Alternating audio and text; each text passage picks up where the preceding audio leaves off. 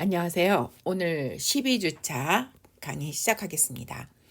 자, 이제 많이 우리가 왔네요. 그죠? 우리가 이제 중간고사 보고 나서 우리가 이제 배운 것들은 우리 이제 그 다음 주 강의에서 배울 추정하고 가설 검정, 이게 이제 추측 통계학이죠. 우리가 이제 표본 가지고 모집단을 추측하는 그런 작업. 그러니까 통계학의 제일 중요한 부분이라고 할 수가 있는 거죠. 그래서 이제 이런 추정하고 가설 검정을 얘기하기 위해서 우리가 이제 확률이라는 거를 소개를 했고요. 확률이라는 거는 0에서 1 사이의 수치로 우리가 가능성을 나타내는 거죠. 그래서 이제 확률이라는 거를 얘기를 했고, 확률을 어떻게 계산하는지 이제 그런 얘기도 하면서 우리가 이제 그 분포를 알면 확률 계산이 굉장히 쉽죠.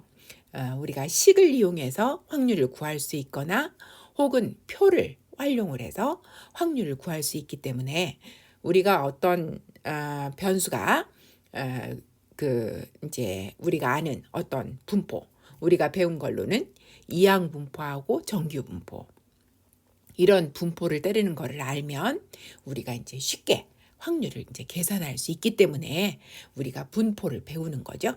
그래서 이제 제일 처음에 이항 분포, 이거는 이산 확률 분포의 제일 대표적인 그런 분포였죠. 주로 어떤 개수의 분포, 어떤 수를 헤아린 거, 이제 그런 것의 분포가 이항 분포였어요. 그래서 이항 실험이라는 거, 그러니까 결과가 이제 두 가지로 우리가 이제 보는 거, 결과가 딱 두 가지가 있다라는 게 아니고 우리가 두 가지로 보는 거죠. 그래서 우리가 관심 있는 사건은 성공, 나머지는 실패로 이렇게 두 가지로 보면서 이렇게 반복할 수가 있고, 그 다음에 이제 그 시행들이 독립적이고 성공 확률이 항상 일정하면 그러면 이항 실험이라고 얘기하고, 그 이항 실험에서 우리가 확률 변수 x를 그 n번 시행 중에서 성공의 횟수라고 한다면 그게 이제 이항포를 따르는 거죠. 이항포는 시행 횟수가 몇 번이냐 그런 거 하고, 그 다음에 매회 성공의 확률 P에 의해서 확률식이 결정이 됐어요. 그런데 이제 우리가 n우가 조금 크면 계산이 어려우니까 우리가 이제 뒤에 있는 표를 활용을 하면 계산이 훨씬 우리가 이제 확률을 쉽게 구할 수가 있었죠. 그런데 이제 그 확률에서 보면 우리가 이제 분포표에서 보면 n우가 20까지만 거기에 있죠. 그래서 n우가 20보다 크면 우리가 이제 다음 우리가 이번 주에 제일 마지막 강의에서 얘기할 정규 분포로 정규 분포를 사용해서 확률을 구해내는 거, 이제 그거를 배울 거예요. 자, 그 다음에 이제 우리가 통계학에서 가장 중요한 정규 분포를 얘기를 했습니다. 자, 정규 분포에서 확률을 어떻게 구하는지. 정규 분포는 연속 확률 분포니까 우리가 각각 점의 확률을 얘기할 수가 없어요. 그 어느 구간에 모든 실수가 가능한 값이니까 우리가 어떤 한 값의 확률을 얘기할 수가 없죠. 그래서 이제 어떤 방법을 쓰느냐면 확률 밀도 함수라고 어떤 곡선을 주고서 그 아래의 면적을 구하는 작업을 하는 거죠. 그런데 일반적으로 면적은 어떤 곡선 아래의 면적은 적분을 활용을 해서 구할 수가 있는데, 이 적분이 정규 분포의 그 확률 함수의 적분이 무진장 어려운 적분이죠. 그래서 우리가 이제 나도 여러분들도 아마 계산할 수가 없을 것 같아요. 그러니까 이제 그 굉장히 적분의 이제 어떤 대가들이 표를 마련해 줬죠. 정규 분포의 가지수는 무한대계라고 그랬어요.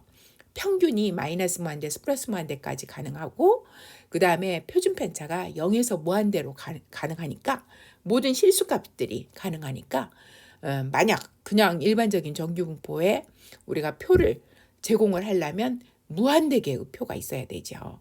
그런데 너무너무 다행히도 정규 분포는 그걸 표준화 작업을 하면, 표준화 변환을 하면 표준 정규 분포를 따르는 G가 되는 거를 그게 이제 특징이죠. 정규분포에서.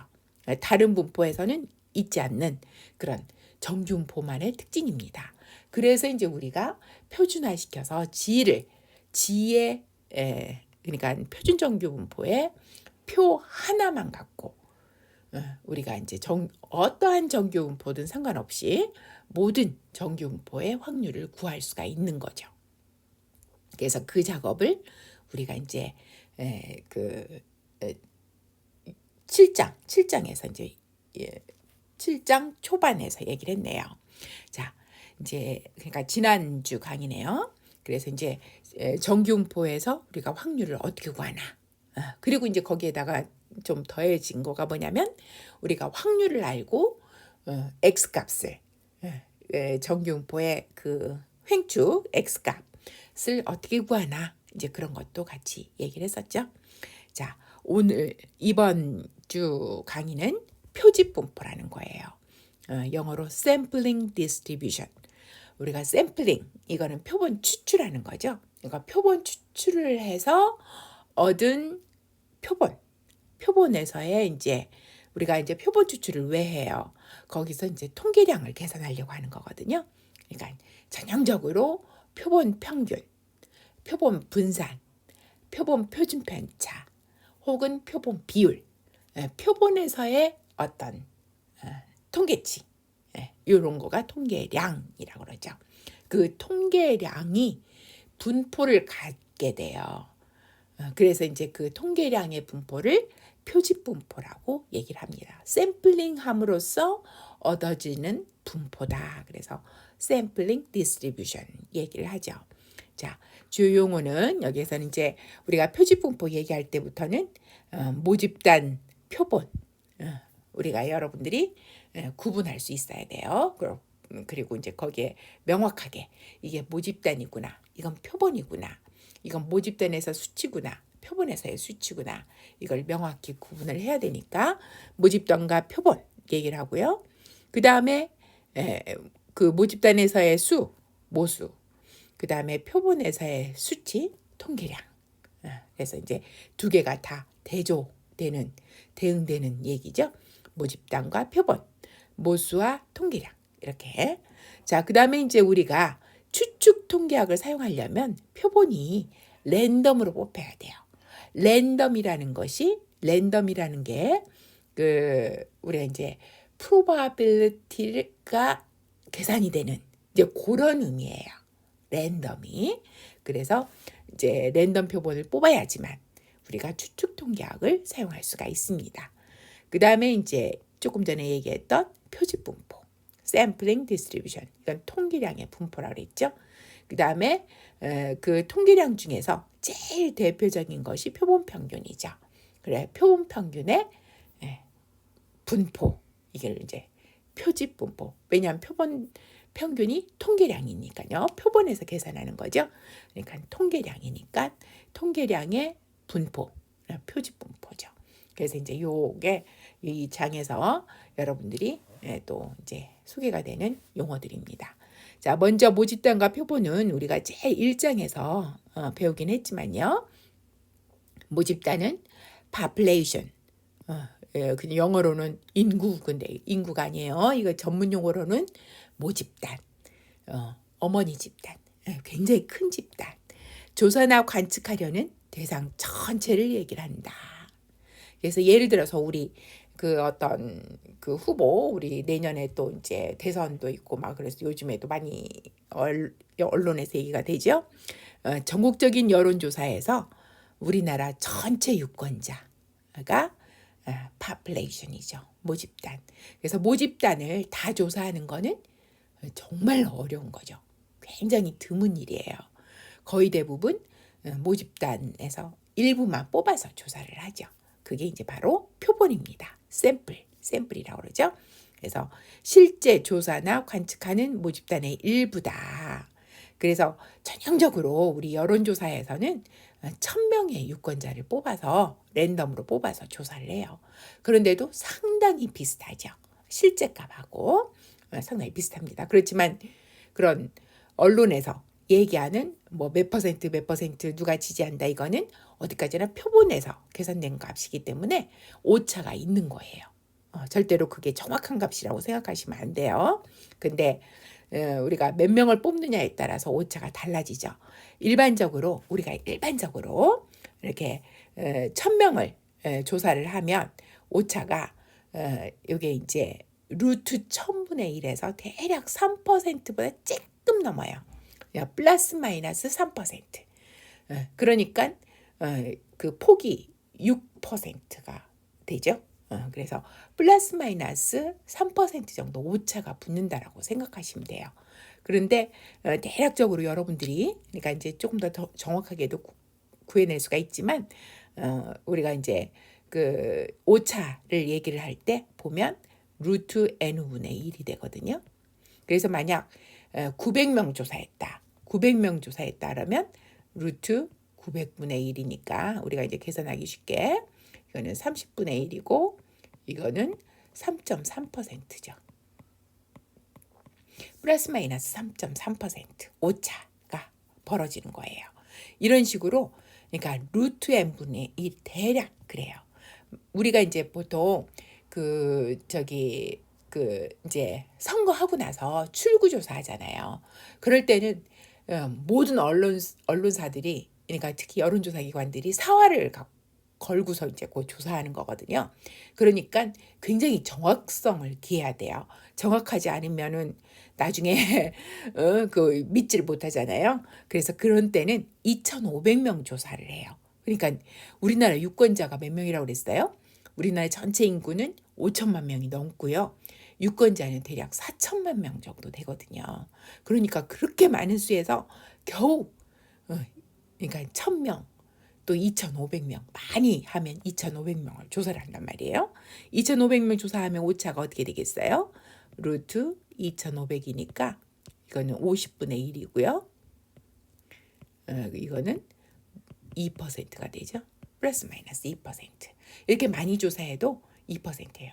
왜 이렇게 조금 조사하겠어요? 돈 때문에 그런 거죠. 돈 때문에요. 그래서 돈이 엄청 많이 드니까. 그래서 이제 어쩔 수 없이 우리는 전체를 다 조사하지 않고 거의 대부분 그러니까 여러분들이 만나는 그런 데이터는 거의 99.9%가 표본이에요. 이런 모집단을 조사하는 경우는 우리나라 이제 5년마다 하는 인구 및 주택 총 센서스 있죠. 센서스 이제 그런 때 그러니까 그때는 막 TV에서도 광고도 엄청 하고 또 조사원도 굉장히 많고요. 요즘에는 인터넷도 하지만 어쨌든 굉장히 많은 돈을 쓰죠. 그래야지만 이렇게 전체 조사를 해요. 근데 이제 전체 조사가 꼭 필요하죠. 왜냐하면 세세한 거는 표본으로 절대로 알 수가 없거든요. 그래서 그런 거는 그러니까 반드시 전체 센서스 그러니까 이제 모든 사람들을 조사를 해야 되는데 그거는 이제 그 돈이 많이 들어서도 어쩔 수 없는 거죠. 그러니까 그런 식으로 굉장히 드문 경우가 모집단입니다. 자, 그다음에 이제 모수와 통계량 보면 모수는 조금 전에서 얘기했듯이 모집단에서의 수치예요. 그러니까 우리가 대상 전체에서의 수치. 일반적으로 모르는 값이죠. 왜냐하면 우리가 모집단을 다 조사를 못하기 때문에 그러니까 대부분의 경우는 표본이기 때문에 모집단의 값은 모르는 거죠. 그래서 이제 모르니까 이런 히라버를 써서 모집단의 평균, 모평균은 뮤, 모표준 편차는 시그마, 모분사는 시그마 제곱, 모비율은 피 이런 식으로 나타내는 거죠. 근데 이제 P는 히라버가 아니라서 조금 그러긴 하지만요. 어쨌든 이런 식으로 모집단의 값들 이런 걸 모수라고 하고 그 다음에 표본에서 요 값들 알기 위해서 계산하는 거 구하는 거 이게 이제 통계량이에요. statistic. 우리가 통계학과 하면은 statistics잖아요. 그런 것처럼 그렇게 중요한 용어죠. 굉장히 중요한 용어. 이게 통계량.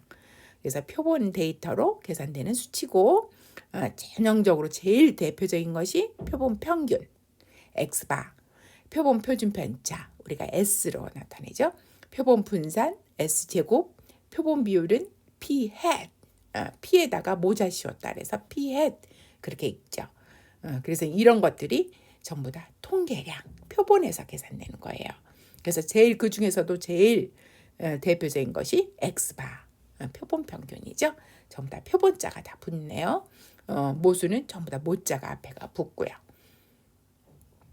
자, 그 다음에 이제 아까도 얘기했듯이 우리가 이런 확률을 얘기하기 위해서는 랜덤 표본을 뽑아야 된다. 랜덤으로 표본을 뽑아야 돼요. 모집단에서 랜덤으로 뽑은 표본이다. 랜덤 표본에서는 표본이 뽑힐 확률을 계산할 수가 있기 때문에 우리가 확률 얘기를 할 수가 있는 거죠. 근데 랜덤 표본이 아니면 우리가 확률 얘기를 실제로는 할 수가 없는 거예요. 자, 표집분포라는 거. 표집분포는 샘플링 디스트리뷰션이고 이거는 샘플링 함으로써 만들어지는 분포다. 다시 말해서 샘플링 해가지고 뭘 얻으려고 해요? 통계량 값을 얻으려고 하는 거죠. 그런 식으로 통계량에 대한 얘기를 하려고 하는데 통계량의 확률 분포를 표집분포라고 얘기를 한다. 그래서 우리가 통계량은 X바, S제곱, P hat 이런 것들이 통계량이잖아요. 그래서 이제 그것의 확률 분포, 이거를 표집 분포라고 얘기해요. 그래서 X바의 확률 분포, 이래도 틀리지 않습니다. 그렇지만 이제 그 확률 분포를 우리가 표집 분포라고 얘기를 해요. 표본 통계량이다라는 말을 집어넣기 때문에 그 다음에 S제곱의 확률 분포 이렇게 해도 되고요. S제곱의 표집 분포. P의 확률 분포 이렇게 해도 되고 P의 표집 분포 이런 용어를 씁니다. 이걸 표집 분포라고 얘기해요. 자, 이제 X바의 표집 분포, X바가 제일 중요하다고 그랬죠? 우리가 표본에서 계산하는, 그러니까 우리 그 데이터가 양적 데이터다. 그러면 무조건 X바 계산하죠. 표본 평균. 자, 미국 이스콘신의 한 마을에는 어린이 낚시용 연못이 있다. 6인치 미만인 모든 물고기는 방류하고 12세 미만의 어린이만 할 수 있고 하루에 5마리만 잡을 수 있다는 규정이 있다. 연못에는 무지개 송어만 있고 여러 해 동안 잘 관리해 왔다. 생물 측정학 수업 과제로서 지난 여름 낚시를 한 어린이 중 100명을 랜덤으로 뽑아 잡은 송어의 크기를 기록한 결과가 표 7.8이다. 7.8이다. 지난 여름 연못에서 잡은 송어의 평균 길이는 얼마인가? 자, 책을 한번 보시면 책에 그 표 7.8에 239쪽 있죠? 그래서 총 표본이 그러니까 100명의 어린이니까 표본이 100가지 있고요. 그러니까 이제 표본의 개수가 100이고 그 각 표본에서 1번 표본의 데이터가 5개, 5마리에 대한 송어의 길이죠. 그래서 이게 5개씩 있는 거죠. 그게 이제 표본 크기라고 하고 표본에서의 데이터의 개수, 이거 표본 크기라고 그러죠. 자, 그래서 이제 우리가 표 7.8에는 100명 표본에 대한 데이터 우리가 이제 5명 거, 그래서 X1, X2, X3, X4, X5라고 썼고요. 그 옆에 오른쪽에 그 5개 값의 평균 값이 들어있죠. 그래서 이제 첫 번째 사람의 첫 번째 어린이의 그 이제 송어는 11cm, 10cm, 10cm, 12cm, 12cm. 그래가지고 평균 값이 10.8cm다. 이렇게 나오는 거죠. 그 다음에 이제 이거를 표 7.9에서는 도순보표로 만들었어요.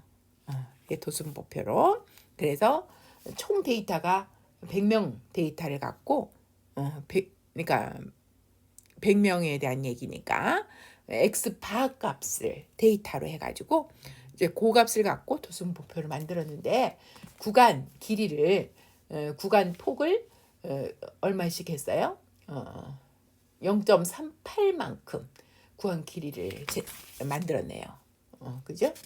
그래서 이제 그만큼씩 그 폭을 만들어 가지고 총 9개 계급으로 만들었네요. 9개 계급으로. 그래서 각 도수가 첫 번째 계급에는 1명, 두 번째는 5명, 뭐 이렇게 해갖고 100명.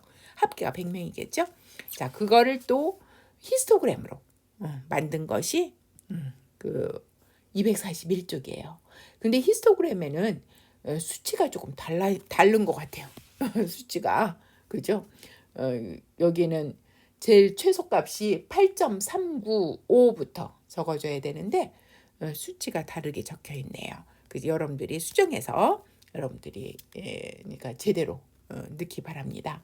그러니까 이제 우리 히스토그램에서 보면 제일 앞에가 이게 8.385, 제일 끝에가 11.805가 들어가야죠. 네, 책에 조금 다른 거하고 두 개를 믹스를 해버린 것 같아요. 그리고 이제 그 위에 엑스바의 표지 분포를 곡선으로 나타냈어요. 그 말이 이제 무슨 말이냐면 여기 100명이 그리 많진 않죠. 그죠?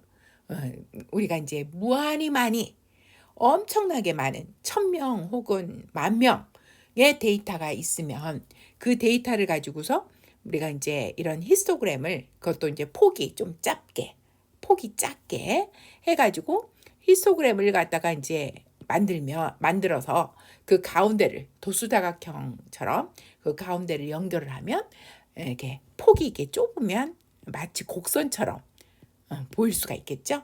그게 이제 그 위에 표지 분포가 되는 거예요. 그래 여기는 이제 상당히 정규 분포에 가까운 형태가 된 거죠. 그래서 이제 그런 것들이 엑스바의 표지 분포다.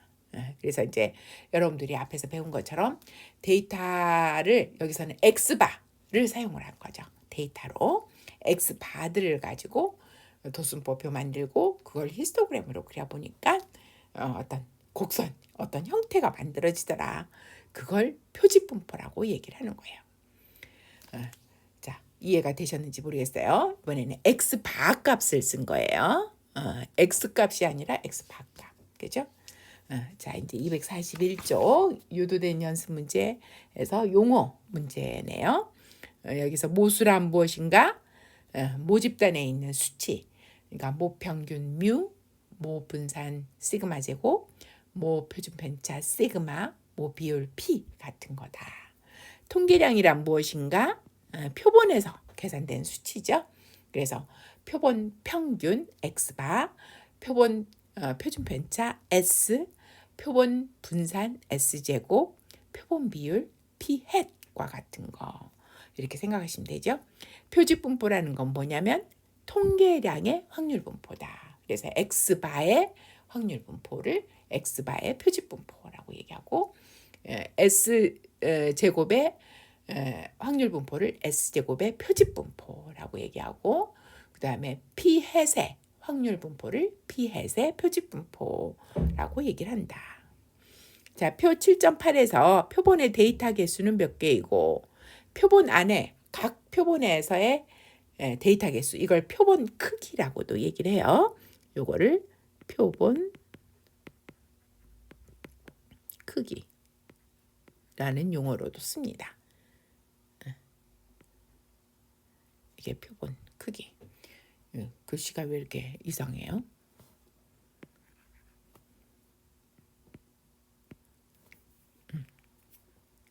이게 표본 크기 이런 용어도 씁니다. 이거는 몇 개이고 5개죠. 5개.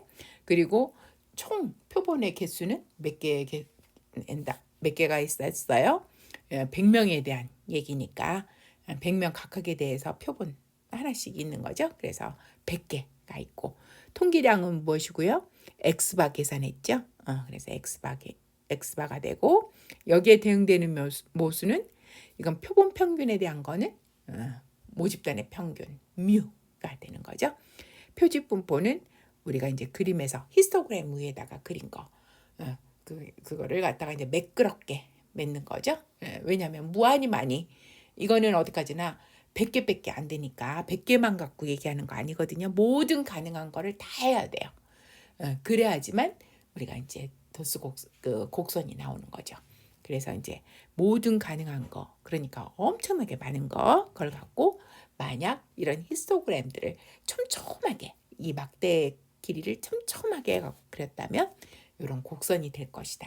이제 그러는 거죠. 그래서 이제 이 표지분포 이 경우는 굉장히 많은 사람들을 모아야 되니까 사실 정확하게 그리기는 굉장히 어렵죠. 그래서 이제 내가 이제 그 밑에 예제를 하나 더 넣었어요. 자, 7의 5절 중심극한 정리 쪽에서 우리가 이제 그 예제만 하고 이제 이번 강의는 마치겠습니다. 자, 중심극한 정리라는 게 있어요. 통계학에서 가장 중요한 정리다라고 얘기를 하고 이 정리 때문에 정규분포가 더 유명하고 더 많이 쓰이는 거예요. 정규분포를 완전히 많이 쓰게 만든 게 바로 중심극한 정리입니다. 자, 여기에서 X바의 표지분포, 그 다음에 표준 오차라는 거, 그 다음에 중심극한 정리 얘기를 할 겁니다. 자, 여기 예제까지만 보겠습니다. 자, 아래와 같이 5개 숫자가 적혀진 구슬이 있는 모집단을 생각하자. 굉장히 작은 모집단을 생각했어요. 왜냐하면 모든 가능한 거를 다 쓰기 위해서 모집단을 작은 걸 생각했거든요. 그래서 이 모집단에는 주머니에 이 구슬 5개, 5개 숫자가 적힌 그 구슬들이 5개가 있는 그런 모집단을 생각을 해요. 자, 이 모집단에서 랜덤으로 구슬을 하나 꺼내는 그런 작업, 그런 확률 변수. X의 분포는 어떻게 되냐면 랜덤으로 하나를 끄집어내면 그러면 가능한 값은 1, 2, 3, 4, 5가 될 거고 각각의 끄집어낼 확률은 5분의 1씩이죠. 그래서 모집단의 분포는 바로 이제 이렇게 되는 거예요. 그러니까 그 5개 숫자의 각각 확률이 5분의 1씩 되는 거죠. 우리가 만약 그래프로 그린다면 이거는 형태가 여기서 여기에 1, 2, 3, 4, 5 이렇게 돼가지고 확률들이 5분의 1씩 해서 똑같이 이렇게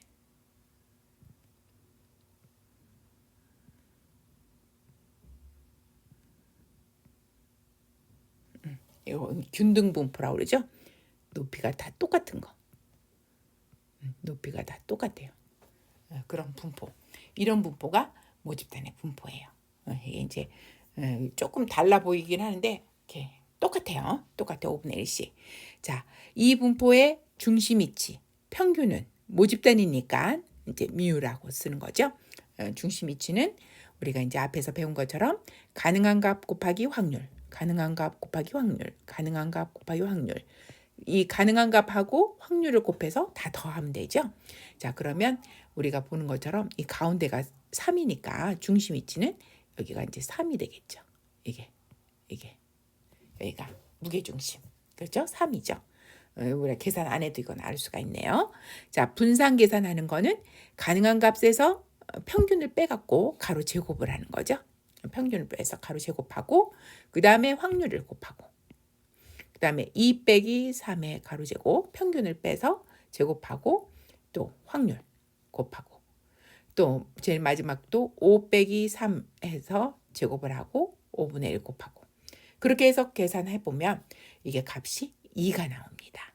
그러니까 표준편차는 루트 2가 돼서 1.414가 되겠네요. 그죠? 자, 이게 모집단의 수치들, 모수들이 되겠습니다. 모수들. 자, 여기에서 크기가 2인 랜덤 표본을 복원 추출로 뽑으려고 합니다. 복원 추출로 하면 이제 계산이 더 쉽고 우리가 이제 독립적으로 만들 수가 있죠. 자, 그래서 이제 이런 상황에서 모든 가능한 표본을 우리가 다 열거할 수가 있어요. 자, 2개씩 뽑는 거니까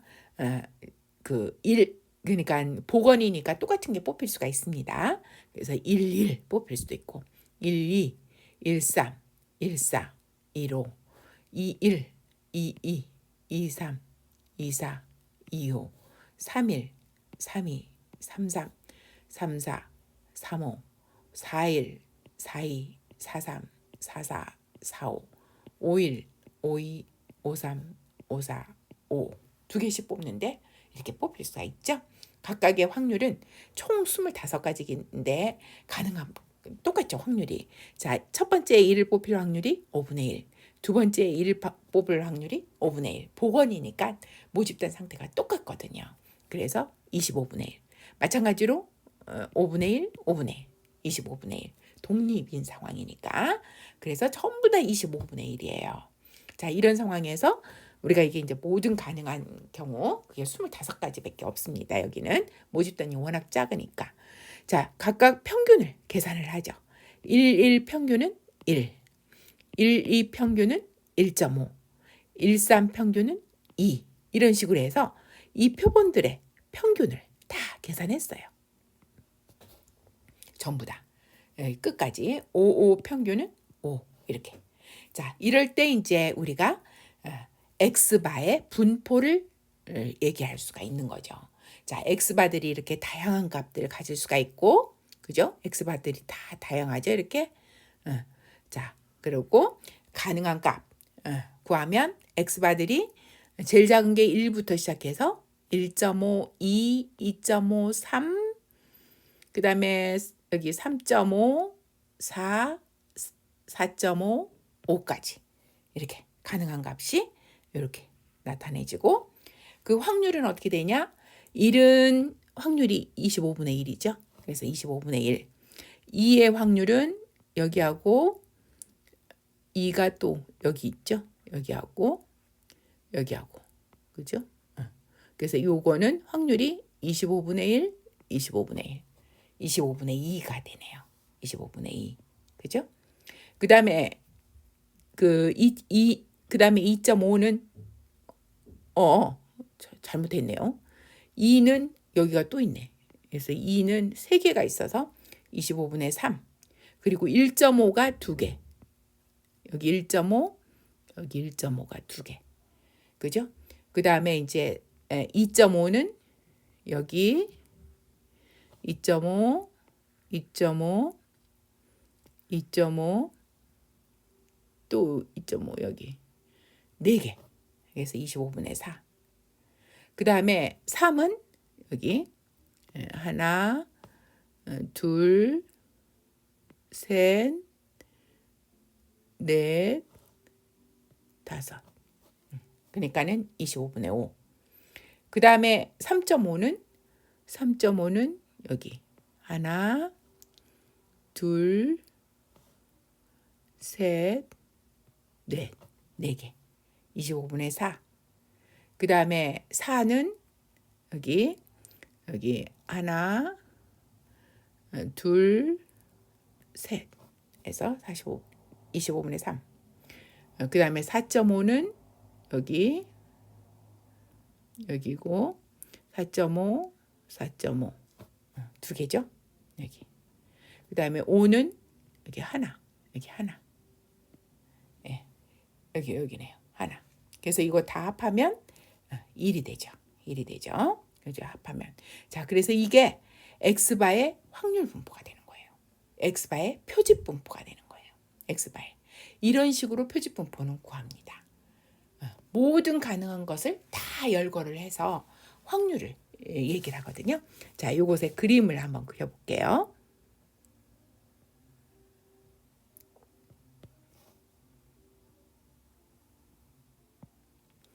자, 여기 1부터 시작해서 1.5, 2, 2.5, 3, 3.5, 4, 4.5, 5 이렇게 되죠. 그래갖고 여기 25분의 1, 25분의 2, 25분의 3, 아이고 이건 너무 가깝네요.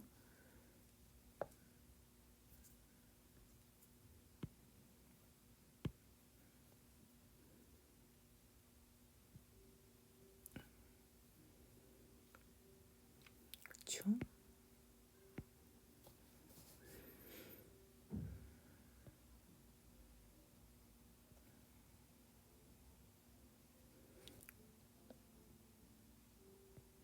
4, 5. 25분의 5. 그래서 형태가 어떻게 되냐면 25분의 1, 25분의 2,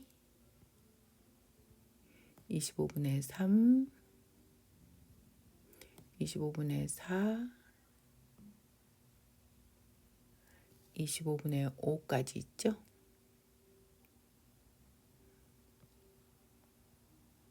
그 다음에 4, 3,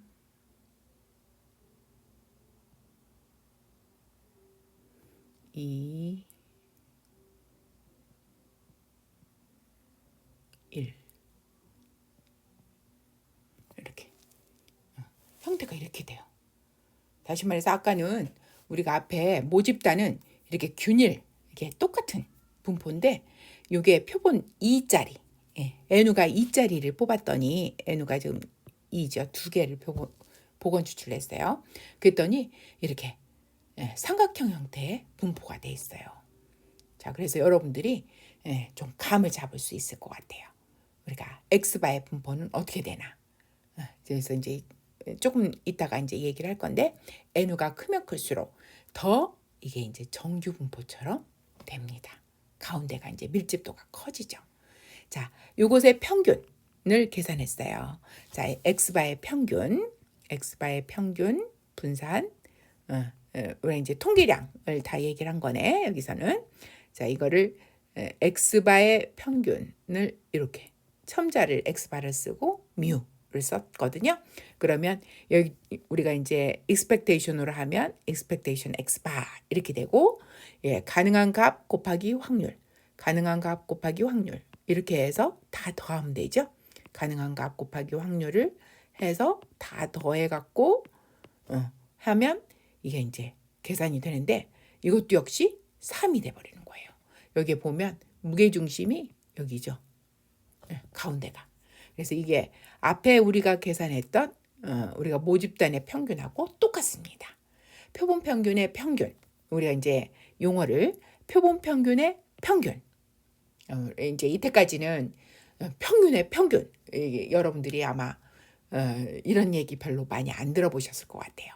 근데 이렇게 이제 우리가 얘기를 합니다. 표본 평균의 평균은 모집단의 평균하고 똑같습니다. 자, 이번에는 표본 평균의 분산. 분산 여기에다 표본 평균. 요거는 어떻게 되냐? 그래서 계산해 보니까 여기 가능한 값에서 평균을 빼갖고 제곱을 해서 확률 곱하고 25분의 1. 그 다음에 1.5에서 평균을 빼고 제곱을 해서 여기 확률 25분의 2 곱하고 이런 식으로 해서 제일 마지막에는 5에서 평균을 빼고 제곱을 한 다음에 확률 곱하고. 그래서 해보니까 얼마가 나오냐면 1이 나와요. 1. 그게 이제 우연히 이렇게 된다고 생각을 하실 수도 있는데 우연히가 아니에요. 항상 우리가 이제 수적으로 증명을 해보면 이렇게 나와요. 이거는 모집단의 분산에서 우리 표본의 크기로 나눈 거. 그러니까 표본 크기가 여기는 2죠. 우리가 앞에서 모집단의 분산이 2였거든요. 근데 우리가 표본 크기가 2거든요. 그래서 2로 나눈 거죠. 지금 여기서는 2 나누기 2 이렇게 한 거죠. 그래서 1이 딱 된 거예요.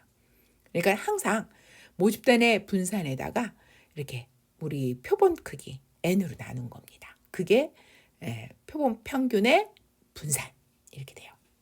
자, 그러니까 이제 표본 평균의 표준 편차. 표본 평균의 표준 편차는 이걸 루트 시키면 되는 거죠. 루트 시그마 제곱을 이렇게 한 거고, 그러면 루트에 시그마 제곱 나누기 n이고, 그러면 시그마 제곱은 바깥으로 나가서 표준 편차로 나가고 루트 n 이렇게 쓸 수가 있겠죠. 루트 n분의 시그마, 루트 n분의 시그마예요. 그래서 이제 여기는 시그마가 앞에서 얼마였어요? 1.414였잖아요. 그죠? 여기다 루트 여기 2 루트 2가 1.414죠. 그래서 요거는 1이 되죠. 이거는 그래서 여기서 이렇게 됩니다.